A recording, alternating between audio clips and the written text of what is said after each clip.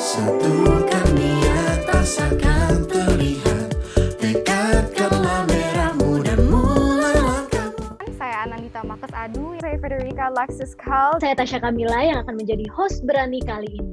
Bersama Generasi Kini adalah sebuah program kolaborasi antara Pelataran Indonesia dan Kementerian Pariwisata dan Ekonomi Kreatif, di mana tiap episode akan menampilkan generasi muda Indonesia yang inspiratif dalam bidangnya. Pandemi COVID pasti menjadi pukulan berat dan menurunkan semangat dari kita.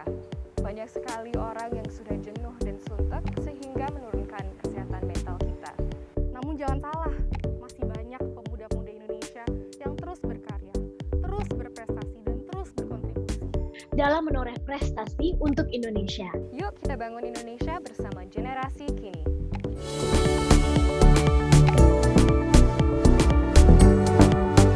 Tema hari ini adalah wanita merah putih bukan wanita biasa. Pada kesempatan kali ini kita akan membahas tentang wanita muda Indonesia yang berhasil melawan stigma-stigma yang ditorehkan kepada wanita pada bidangnya. Bukan hanya mereka berprestasi dan berkontribusi, tapi memberikan impact yang begitu baik kepada masyarakat sekitar. Kali ini kita akan membahas tentang wanita tangguh Indonesia yang berjuang di garda depan untuk tanah air.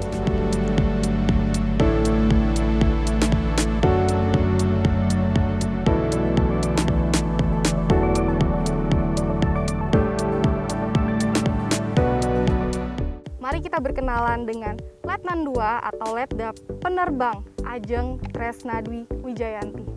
Selamat siang Mbak Ajeng. Selamat siang. Panggilnya enaknya apa nih? Sorry. Kita panggil Mbak aja lah biar santai. Mbak Ajeng ya? Iya. Sebenarnya saya udah dengar sedikit-sedikit sih tentang Mbak Ajeng. Di usia 26 tahun, sudah menorehkan begitu banyak prestasi sebagai penerbang militer yang sudah ditugaskan dengan berbagai penugasan pesawat militer, dan sekarang Mbak Ajeng menjadi penerbang B737 yang termasuk pesawat angkut VIP, VVIP, dan ini ya Mbak, kepresidenan ya? Betul. Pesawat Ini kepresidenan? di belakang pesawat kepresidenan Skadron Darat 17. Wah, sungguh inspiratif. Dengarnya saya merinding. Mungkin Mbak Ajeng boleh cerita, gimana Mbak Ajeng bisa sampai di sini? Apa sih yang menjadi inspirasi dari Mbak Ajeng? Apakah ini cita-cita dari kecil atau bagaimana Mbak? Pertama saya memperkenalkan diri terlebih dahulu. Nama saya Ajeng Tresnadwi Wijayanti. Saya lahir di Jakarta 25 September 1995. Saya memang lahir dari keluarga militer. Ayah saya memang seorang perwira TNI Angkatan Udara berpangkat kolonel. Awal mula saya berniat untuk masuk militer itu awalnya memang SMA itu saya ikut Paskibraka Nasional. Jadi waktu di tahun 2011 saya memang mewakili Provinsi DKI Jakarta untuk berangkat mengibarkan bendera pusaka di Istana Negara tanggal 17 Agustus 2011. Saat itu presidennya masih Pak SBY. Nah dari situ kita kan digembleng ya Mbak, dididik selama 1 bulan pendidikan semi militer. Disitulah muncul rasa kemiliteran saya lah. Kayaknya ini cocok nih buat saya tekunin nih, ya seperti itu. Sehingga mulai dari situ saya memang bertekad untuk meneruskannya ke kedinasan. Di tahun 2013 saya mencoba pertama kali Akademi Militer, Akmil, Angkatan Darat di 2013. Tapi saat itu belum beruntung. Jadi saya mengalami kegagalan dulu 1 kali. Kemudian di tahun depan karena masih penasaran dan masih pengen, akhirnya coba lagi, tapi Angkatan Udara. Dan alhamdulillahnya disitulah keberuntungan saya masuk menjadi Taruna Akademi Angkatan Udara dan menempuh pendidikan selama 4 tahun. Jadi 1 tahun pertama saya tempuh di Magelang dulu, berbarengan dengan angkatan lain, darat dan laut. Baru 3 tahun terakhir saya tempuh di Jogja, di Akademi Angkatan Udara. Nah setelah dari situ, kami seluruh Taruna Akademi Angkatan Udara itu diberi kesempatan untuk mengikuti seleksi penerbang TNI AU. Saya dengan 8 rekan putri saya yang lain, jadi taruni angkatan saya itu ada 9 orang, termasuk saya. Jadi kita itu diberi kesempatan juga untuk ikut seleksi tersebut. Dan terpilihlah 3 teman saya, 2 diantaranya jadi penerbang, sekarang di Skadron Udara 5 juga, dan satunya adalah navigator. Jadi 2 penerbang dan 1 navigator. Dan dari situ barulah saya dilantik benar-benar menjadi organik penerbang TNI AU. Jiwa nasionalismenya udah makin semangat. Ya. Pasti tadi yang seperti Mbak Ajeng sudah bilang, digembleng. Ya. Pasti juga ada pendidikan, pelatihan. Betul. Itu kan hal yang susah untuk dilewati ya Mbak. Betul.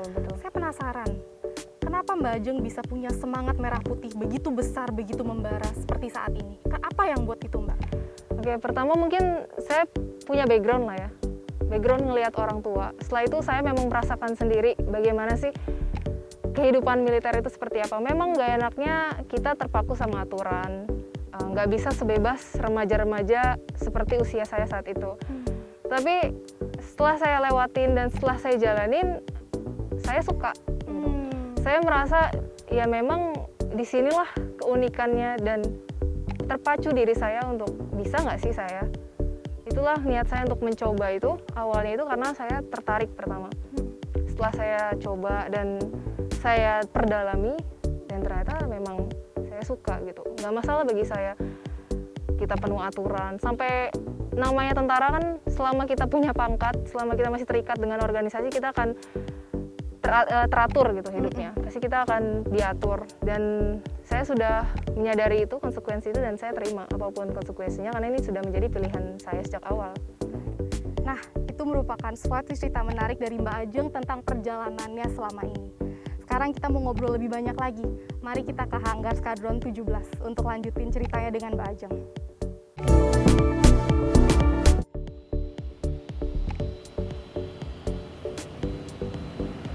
Mbak Ajeng, apa nih cita-cita dan harapan Mbak Ajeng untuk kedepannya? Cita-cita dan harapan saya bersama tentunya sama seluruh masyarakat Indonesia pastinya semakin banyaklah generasi muda khususnya perempuan yang berani menunjukkan dirinya gitu, eksistensi dirinya. Karena kan seperti kita ketahui ya Mbak, emansipasi wanita itu diperjuangkannya seperti apa sih dahulu. Tapi cara kita untuk meningkatkan emansipasi di masa sekarang ini ya bukan lagi dengan berperang, bukan lagi dengan angkat senjata, tapi ya dengan cara kita unggul di bidang kita masing-masing. Ya, jadi harapan saya ya pada generasi muda, ayo tunjukkan, sama-sama tunjukkan. Saya menunjukkannya dengan bidang saya sebagai penerbang, kalian pun juga nggak harus sama seperti saya. Mbak menunjukkan dengan bidang Mbak sebagai presenter misalnya, Masnya dengan sebagai kameramen atau pelukis, ya silakan tunjukkan karya-karya kalian yang terbaik lewat cara itu. Seperti itu Mbak. Kalau misalnya Mbak Ajeng diminta untuk bikin tagline untuk generasi kita nih, kan tagline gampang diinget ya Mbak ya. Kira-kira tagline-nya apa Mbak? Tagline saya, know your limitation, so push your limit. Kalau bukan kita, siapa lagi? Wah, singkat, padat, dan sangat dalam tapi ya. Apa nih pesan dari Mbak Ajeng untuk generasi pemuda-pemuda Indonesia, untuk terutama di masa ini? Pesan saya untuk generasi muda yang pasti teruslah berkarya, jangan pernah takut untuk mencoba dan jangan pernah takut untuk menerima kegagalan. Karena pada dasarnya setiap manusia itu siap untuk menang tapi tidak siap untuk gagal. Nah, kita harus juga tahu bagaimana batas limitasi diri kita, terus kita juga terus mencoba. Kalau saya bisa, berarti kalian juga pasti harus bisa. Itu dia diskusi kita dengan Letnan 2 Penerbang Ajeng yang sungguh memberikan begitu banyak motivasi, berbagai macam inspirasi, dan juga semangat kebangsaan dan nasionalisme.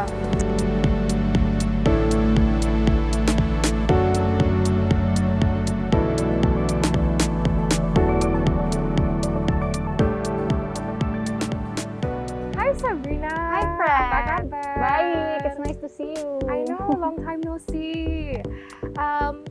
Wow, aku baca profil kamu sangat amazing banget. Prestasi Wow, thank kamu you. ternyata banyak sekali ya.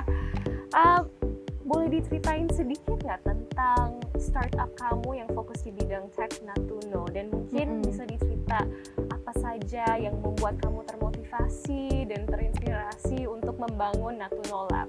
Oke, thank you for the question, Fred. Yes. Jadi Natuno ini mungkin sebagai konteks buat teman-teman itu sebuah perusahaan di product design di mana kita ngebantu companies, baik itu tech companies atau government institutions atau bahkan social organizations untuk membuat digital product mereka dengan metode yang lebih mengutamakan user gitu. Jadi dengan user friendliness dan human centered design. Nah, kalau ditanya awalnya kenapa bisa bangun Natuno, mungkin lebih karena aku juga terinspirasi dari beberapa pengalaman di masa lalu ya. Jadi sebelumnya aku bekerja di salah satu tech company di Indonesia sebagai product designer. Nah, tapi yang membuat aku terinspirasi lagi untuk ke bidang ini adalah karena waktu itu aku sempat ambil proyek bersama tim aku di mana kita mengerjakan ditugaskan untuk bikin satu sistem digital di salah satu daerah di Jawa Barat.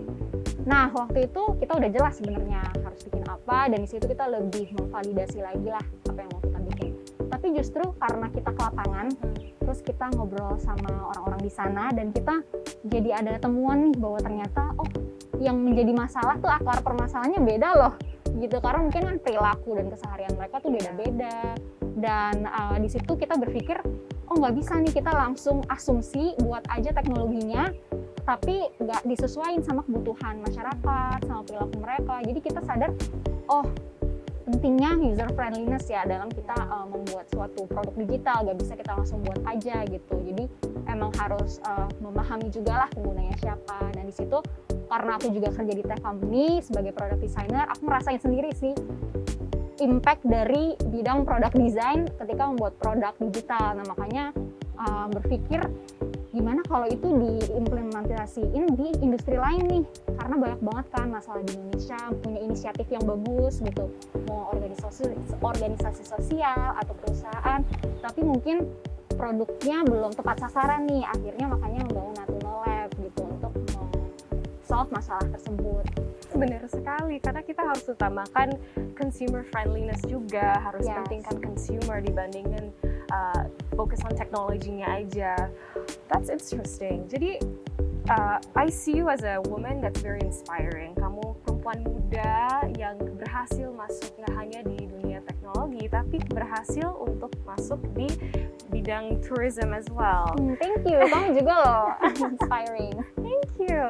Dan katanya sebentar lagi kamu bakal melanjutkan universitas di salah satu university terbaik di dunia, yaitu MIT. Iya nih, doain ya, semoga lancar. Yes. Congratulations. Menurut kamu, apa artinya dari generasi muda untuk kontribusi dalam bangsa, dan kekurangan dan kelebihan yang kita miliki apa saja? Mungkin lebih ke generasi muda sekarang, kelebihannya adalah melalui karya mereka masing-masing di bidangnya ya.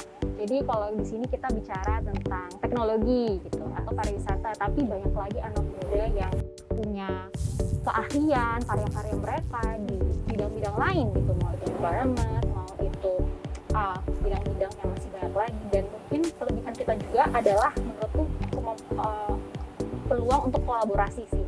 Karena zaman digital sekarang semua udah serba terbuka. Di zaman digital sekarang kita juga udah, ketika mau cari informasi, kalau bisa aku ambil quote yang menarik tuh, everything is figure outable, atau artinya semua bisa dicari tahu kan gitu, lewat internet ataupun melalui reach out ke orang, bisa lewat social media juga gitu kalau kita bisa. Dan aku rasa itu sih yang jadi kekuatan anak muda sekarang gitu, melalui bidang mereka masing-masing mereka bisa berkarya, dan area untuk kolaborasi tuh udah luas banget. Jadinya tuh impact yang dihasilin bisa lebih gede kalau kita semua kolaborasi kan. Benar, jadi dunia digital ini benar-benar membuka banyak opportunity dan kesempatan untuk anak muda, so we just have to take it.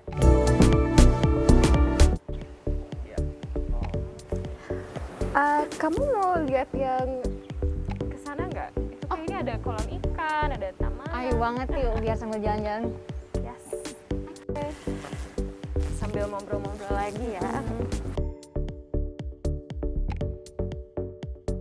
Sabrina, sebagai wanita Indonesia yang sudah terjun langsung ke beberapa bidang di Indonesia, menurut kamu apakah stereotypes terhadap wanita masih ada? Seperti ada orang yang mungkin meragukan kapasitas kamu karena kamu perempuan yang sangat cantik, mungkin dilihat dari fisik. Interesting question. Jadi kalau aku sendiri sebenarnya awalnya nggak mikir sih ini tuh bidang yang aku terjunin ini male dominated or not, tapi mungkin pas udah dijalanin kali ya, sadar ada sekarang tuh sedikit-sedikit stereotype, misalnya kayak lebih mempertanyakan kapabilitas kita. Padahal waktu itu mungkin posisinya aku bersama teammateku yang juga laki-laki, tetapi nggak terlalu dipertanyakan gitu. Terus mungkin kalau misalnya di bidang travel ya, kan pernah juga jadi host di acara petualangan gitu. Nah sempet mungkin kalau keraguan itu lebih ke kayak bisa nggak nih misalnya panas-panasan gitu ke lapangan gitu. Tapi jadi itu lebih ke mini assumptions aja sih menurutku. Tapi aku sebenarnya nggak terlalu mikirin itu di awal, karena aku sadar juga yang penting adalah mungkin kita menunjukkan kualitas dari work kita ya, kualitas karya dan pekerjaan kita, dan lama-lama justru respect itu akan kebangun dari situ. Jadi nggak melihat lagi identitas kita itu siapa, karena itu kan yang kalau bisa dibilang given ya gitu, tapi lebih ke ngelihat kapabilitas kita gitu. Jadi mungkin itu ya, dan aku mungkin kurang setuju kalau perempuan di stereotip kok malah sama hal-hal yang lebih ke cenderungannya kurang mampu atau kurang capable gitu ya. Padahal sebenarnya women are strong gitu, kita juga kompeten, dan aku nggak ngerasa kita harusnya dilihat dari gender ya, karena setiap orang yang penting kualitas kompetensi dia masing-masing kan. Kalau kamu disuruh bikin tagline untuk generasi muda, apa tagline-nya?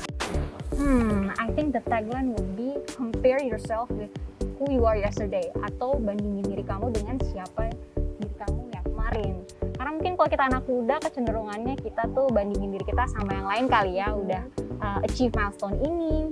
Padahal mungkin cerita kita tuh beda-beda, timeline kita beda-beda, dan justru kita harusnya lebih melihat itu sebagai peluang kolaborasi nggak sih? Jawaban kamu sangat tepat untuk advice buat perempuan juga ya, karena kadang-kadang kita merasa karena saking dikitnya perempuan yang mungkin masuk di beberapa bidang, kita merasa ada kompetisi atau rivalry antara sama perempuan. Padahal sebenarnya kita nggak usah compare diri ke perempuan lain, compare yourself to yourself, dan masih cukup ruang kok untuk semua perempuan untuk sukses di setiap industri. And they can shine dengan cara mereka sendiri. Aku setuju banget. Setuju. Kalau kamu bakal jadi pemimpin generasi muda sekarang, bagaimana kamu akan menghadapi pandemi saat ini? Waduh, berat nih. Karena kita tahu sendiri kalau pandemi tuh kayak tantangan besar, dan mungkin aku nggak akan bilang this will be easy ya. Kalau di aku, misalnya pengalaman di Natuno di bidang teknologi, mungkin awal-awal karena pandemi kita sangat takut. Gara-gara semua perusahaan sedang fokus ke bertahan, mungkin mereka nge-cut budget mereka gitu untuk servis seperti kita. Tapi setelah dijalanin lagi, ternyata justru ini juga menjadi peluang, karena ternyata perusahaan juga sadar pentingnya teknologi dan digitalisasi kan karena pandemi ini, dan justru ternyata kita malah mendapat lebih banyak peluang tuh dari sebelumnya. Dan itu sih mungkin pelajaran dari pandemi ini, gimana kita justru secara kreatif coba ngelihat peluang yang mungkin kalau dari luar itu tantangan ya, tapi ketika kita lihat lagi ke akar permasalahannya, itu bisa jadi peluang buat kita bikin opportunity baru kan. Yes, benar. Jadi there's always opportunities, kita hanya harus determinasi dan tetap bertahan ya. That's a really wise words. Pesan apa yang Sabrina ingin memberi kepada semua generasi muda di Indonesia agar tetap semangat dan tetap berkarya? Mungkin kalau dari aku, ini kalau boleh aku kutip quote dari Steve Jobs, mungkin ini famous banget juga, quote-nya banyak yang tahu, you cannot connect the dots looking forward, but you cannot connect the dots looking backwards. Maksudnya apa? Mungkin kalau aku flashback beberapa tahun yang lalu, kalau aku ditanya mau buat apa, berkarya apa, ya aku akan bingung ya. Tapi justru ketika sekarang aku look back, aku mencoba experience mulai dari kerja di perusahaan, mengambil proyek ke sebuah daerah, atau bahkan dari semua orang yang aku temuin, justru aku jadi sadar itu tuh yang membuat aku terinspirasi, dan itu yang menjadi connected dots yang memotivasi aku untuk membuat apa yang aku buat sekarang gitu. Jadi mungkin bagi anak muda jangan terlalu berlarut-larut untuk bingung, tapi terus explore aja potensi diri dengan ikut banyak kegiatan, ngomong dengan banyak orang juga ya, karena justru dengan conversations with everyone,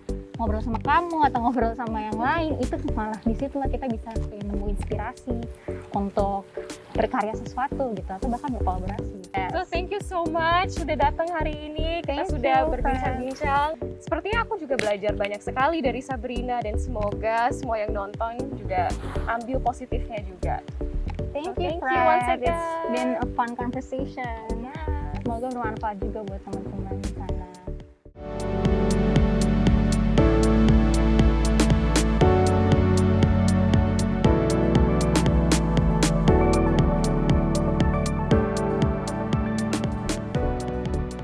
Wanita merah putih yang kami undang kali ini adalah wanita pejuang lingkungan dan penjaga alam. Benar-benar bukan wanita biasa. Pemirsa, telah hadir bersama kita wanita generasi muda yang turut terlibat langsung dengan upaya pelestarian lingkungan. Perkenalkan, inilah Switenia Puspalestari. Hai Tenia, apa Halo. kabar? Kabar baik, Natasha.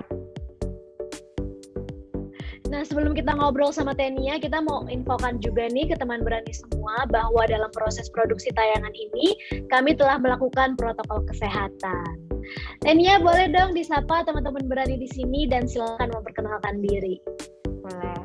Halo semua teman berani, namaku Switenia Puspalestari, biasa dipanggil Tenia. Usiaku sekarang 26 tahun, dan aku seorang sarjana teknik lingkungan dan penyelam. Karena itu aku adalah seorang pendiri dan direktur eksekutif dari yayasan dan komunitas Diverse Clean Action. Wah, luar biasa sekali. We are so excited to have you here. Karena aku yakin banget Tenia bakalan menginspirasi banyak banget anak muda di luar sana.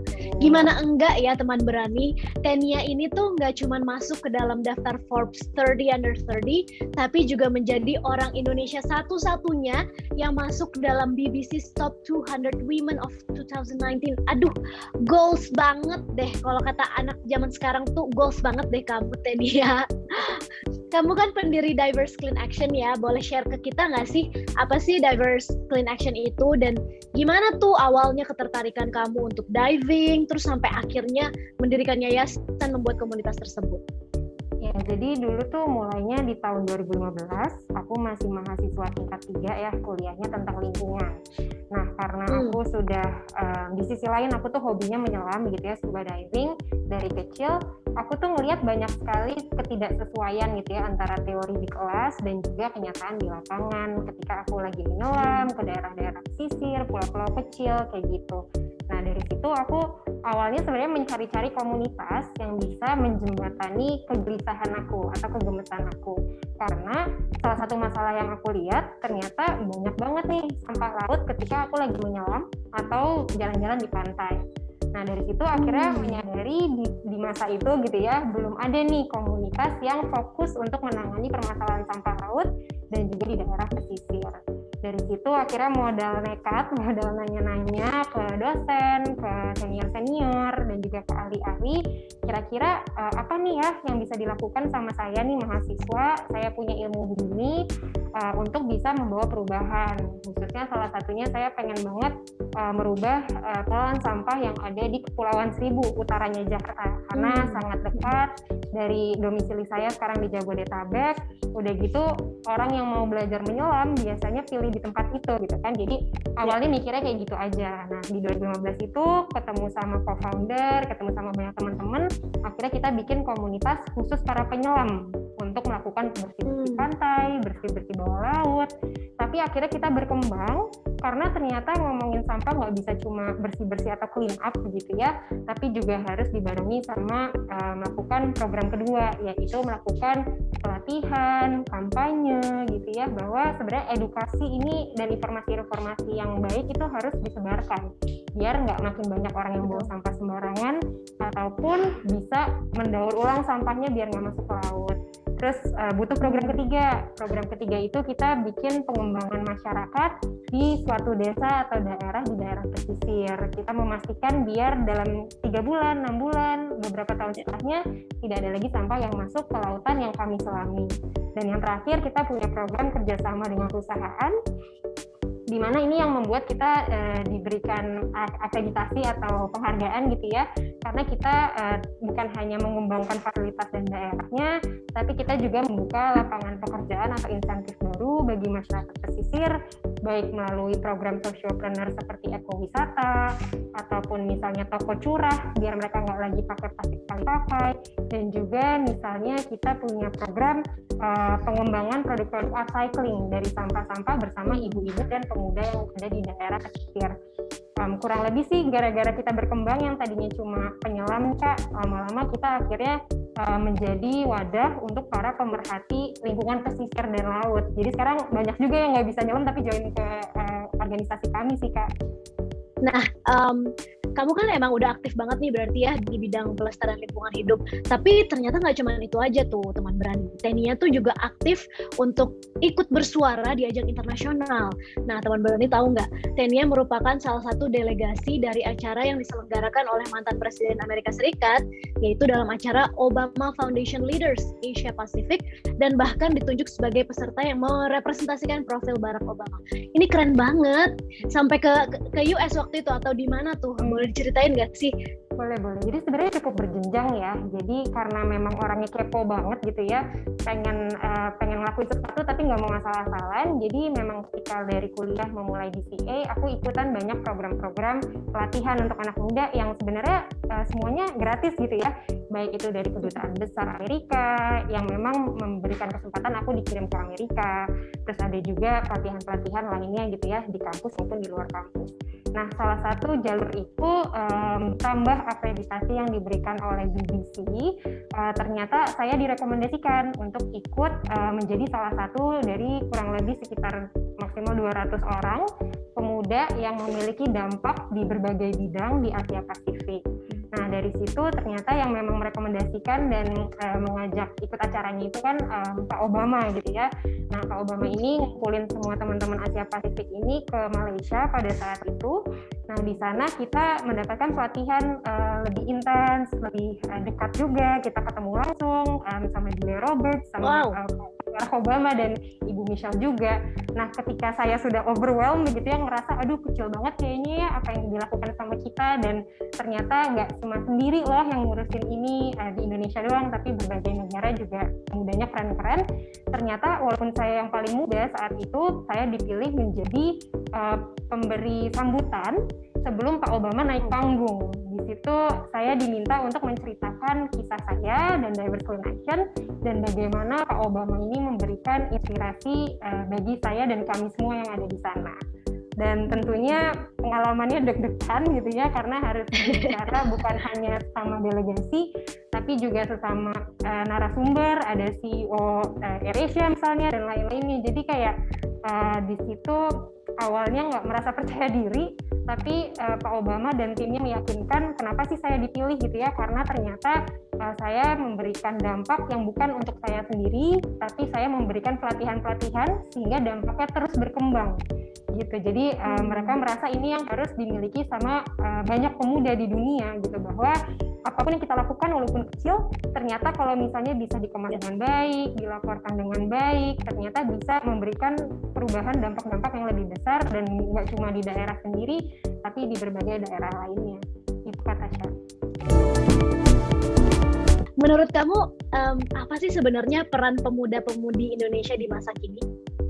Oke, kalau kita ngomongin anak muda tuh sebenarnya sering banget dengar selentang-selenting tentang anak muda nih apatis, misalnya tidak beretika atau nggak sopan misalnya, atau mungkin hanya bisa nyalah-nyalahin doang gitu ya. Itu yang aku rasa kita harus buktikan sama-sama bahwa sebenarnya itu tidak 100% benar gitu. Kenapa? Karena menurutku kenapa sih tadi Kak Tasya sampai bilang bahwa aku berprestasi dan lain-lainnya, yang membedakan aku mungkin karena aku mendapatkan akses terhadap ilmu, terhadap networking, karena aku terus mencoba walaupun banyak gagalnya ya dari awal. Nah, dari situ aku rasa ketika anak muda sudah mendapatkan akses-akses tadi dan juga dukungan tentunya ya dari komunitas dekatnya, anak muda itu cenderung lebih agile gitu ya, lebih gercep gitu ya, gerak cepat udah gitu lebih fleksibel, lebih kreatif, melihat solusi gitu ya. Nggak kita tuh pasti maunya cari cara yang cepat, cari cara yang mudah gitu ya, dan tentunya solutif gitu ya. Kalau kita ngeliat masalah kan kita nggak mau didiamin aja gitu, karena kita udah terbiasa banyak sekali mendapatkan akses kemudahan, baik itu di sosial media dan juga di lainnya. Nah, dengan kepercayaan itu dan juga dengan modal-modal tadi, aku rasa pemuda ini sangat bisa berperan penting untuk menjembatani tadi gap-gap, dari mulai gap permasalahan yang ada, gap ego sektoral, gap komunikasi yang mungkin belum baik di antara lintas generasi atau lintas stakeholder. Di sini tuh anak muda punya peranan penting yang aku rasa aku lihat sendiri gitu loh dampaknya di daerah-daerah yang kami bina, di mana itu dipimpin langsung sama pemuda. Khususnya di bidang lingkungan ya, Kak Tasya. Mantap. Nah, seandainya Tenia kamu menjadi pemimpin generasi pemuda sekarang, ini kan kita lagi berkutat dengan yang namanya pandemi nih ya. Gimana cara atau strategi kamu nih kalau seandainya gitu, kita berandai-andai kamu jadi seorang pemimpin gitu ya.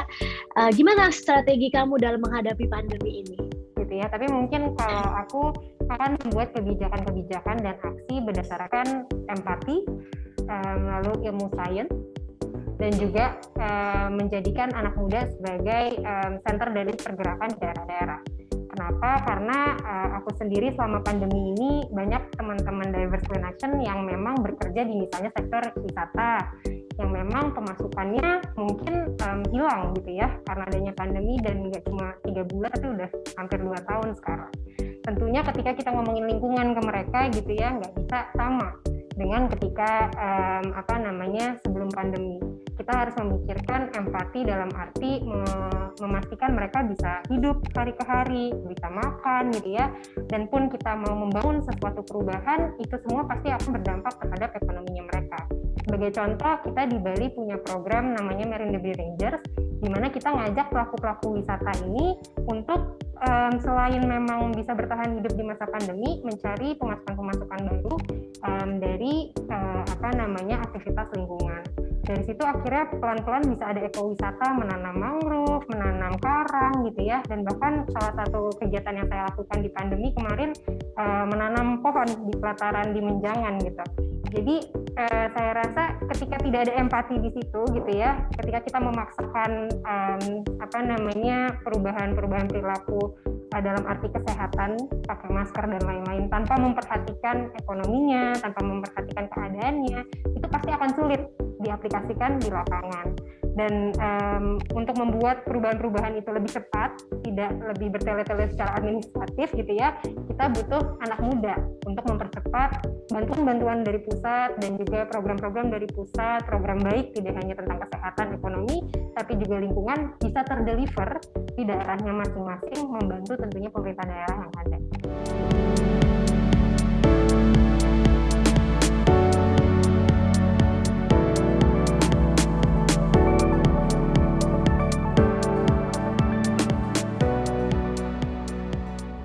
Kembali dengan saya Anandita Makes Adu, dan di episode ini kita juga mau berbincang dengan salah satu wanita tangguh yang tidak kalah hebatnya.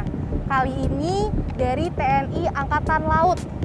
Wanita tangguh kita ini sekarang bernama adalah Letna II atau Letda Laut Suplai Wanita Salma Amalia Zakaria. Selamat siang Mbak Salma. Mbak Salma, sebelum saya interview, sebenarnya saya udah baca-baca. Dan saya sering lihat kalau misalnya Mbak Salma itu dijuluki sebagai superwoman-nya TNI Angkatan Laut. Kok bisa Mbak? Kenapa bisa dapat julukan itu? Saya Letda Laut Suplai Wanita Salma Amalia Zakaria, NRP 24565-P. Saya lulusan Akademi Angkatan Laut, Angkatan ke-66. Saya mendapatkan penempatan sebagai Wapadifmin di KRI I Gusti Ngurah Rai, nomor lambung 332, Satuan Eskorta Koarmada 2, Surabaya. Saya dijuluki sebagai Superwoman dari TNI AL dikarenakan segudang prestasi saya yang telah saya raih mulai dari sebelum saya mendaftar menjadi Taruna Akademi Angkatan Laut sampai dengan saya lulus menjadi seorang Letnan II. Dan event yang saya ikuti juga banyak sekali. ada perlombaan dari antar Akademi Kepolisian dan TNI, ada Promba Poral, Piktar, maupun yang ajang internasional, International Nautical Competition di Pakistan tahun 2020 silam. Mbak Salma, saya penasaran, menjadi seorang anggota TNI Angkatan Laut sebenarnya kan memang suatu profesi yang biasanya berkonotasi kepada kaum pria ya Mbak ya. Sedangkan Mbak Salma bukan hanya menjadi anggota tapi berprestasi. Boleh diceritain nggak kenapa tiba-tiba bisa pingin jadi masuk AL, bisa ada di tempat ini, dan juga apakah ini cita-cita, apakah ini inspirasi dari dulu atau bagaimana Mbak? Saya memang dari kecil sudah bercita-cita untuk menjadi seorang abdi negara seperti almarhum ayah saya. Dulu ayah saya merupakan anggota polisi di pasukan polisi Singapura. Oh. Jadi semenjak kecil saya sudah diperkenalkan oleh orang tua saya dengan olahraga air, yaitu berenang. Dan semenjak saat itulah tumbuh kecintaan saya terhadap olahraga cabur renang. Dan saya terus menekuni olahraga tersebut, dan saat kelas 5 SD saya mengikuti klub renang Almagari Challenge Swim oleh Om Hermanius dan pelatih Om Koko. Dan semenjak saat itulah saya juga sudah memenangi beberapa perlombaan, mulai dari tingkat daerah, provinsi maupun nasional. Melihat potensi saya yang cukup baik, Om saya mengarahkan saya untuk mendaftar menjadi seorang taruna Akademi Angkatan Laut. Tahun 2017 saya mendaftar dan alhamdulillah lolos. Dan semenjak itulah saya belajar dengan giat, tetap menjaga kesehatan, menjaga fisik yang telah saya bina dari saya kecil. Dan karena kecintaan saya tersebut terhadap cabur renang, saat taruna pun saya mengikuti Yanus Renang. Sehingga ketika ada kompetisi renang apapun, pasti saya diterjunkan untuk ikut dan alhamdulillah juga mendapat juara. Kalau saya lihat mungkin persiapannya Mbak Salma ini benar-benar persiapan fisik dan mental. Kalau lihat fisik sudah jelas dengan prestasi yang ditorehkan, tanpa kemampuan fisik yang hebat nggak mungkin berprestasi. Tapi yang saya lihat juga mental, bahwa dari awal sudah punya hati yang ingin menjadi abdi negara dari keluarga, dan memang mental itu sudah ditanamkan. Saya penasaran, menurut Mbak Salma, kalau untuk generasi kita sekarang, generasi pemuda, apa sih sifat dasar yang harus dimiliki supaya generasi kita itu bisa terus berkontribusi, membangun, generasi kita bisa menjadi generasi yang optimis, positif. Kira-kira sifat dasar yang harus dimiliki itu apa Mbak? Tentu satu sifat dasar yang paling dasar, yang penting sekali bagi saya untuk mencapai prestasi saya hingga saat ini, yaitu adalah disiplin diri. Karena dengan disiplin diri itu kita dapat menumbuhkan sifat-sifat baik lainnya yang dapat mendukung kesuksesan kita ke depannya. Selain juga kedisiplinan diri, kita juga harus mengenal diri kita sendiri. Kita harus tahu apa sih kelebihan saya, dan kita harus tetap maintain itu kelebihan dan mengembangkannya sehingga ke depannya dapat bermanfaat bagi diri kita sendiri dan lingkup yang lebih luas bagi bangsa dan negara.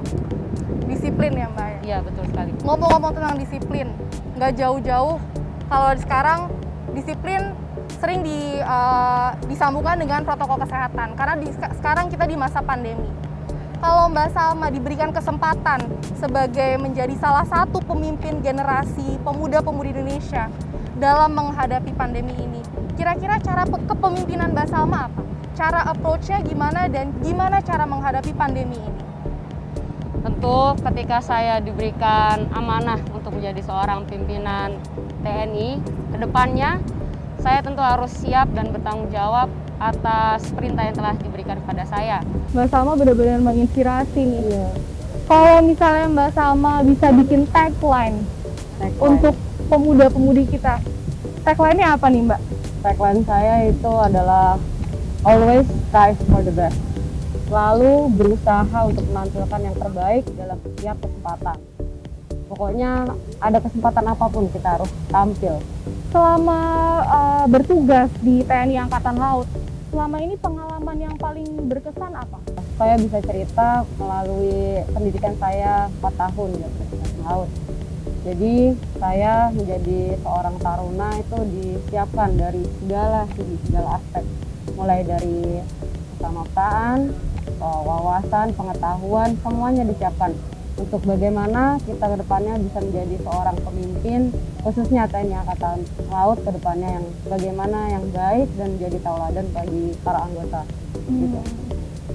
Kalau dari Mbak Salma sendiri, apa sih cita-cita dan harapannya Mbak Salma untuk Indonesia, untuk masa depannya kita? Harapan saya untuk bangsa Indonesia, khususnya para pemuda dan pemudi, marilah kita tetap berkarya. Baik, terima kasih banyak atas semua wanita merah putih kita hari ini. Indonesia sangat bangga punya generasi yang berkarya, berkontribusi, dan terus membangun. Era new normal ini bukan penghalang bagi pemuda-pemudi Indonesia untuk terus berkarya. Mari kita terus bangun bangsa kita. Mari kita optimis dan mari kita merdeka dari kecemasan kita. Saya Federica Alexis Kal, Saya Tasya Kabilas. saya Anandita Makes Adu selaku host Berani, undur diri dan terima kasih. Sampai jumpa di episode selanjutnya. Hidupkan semua kesempatan bersama generasi kini.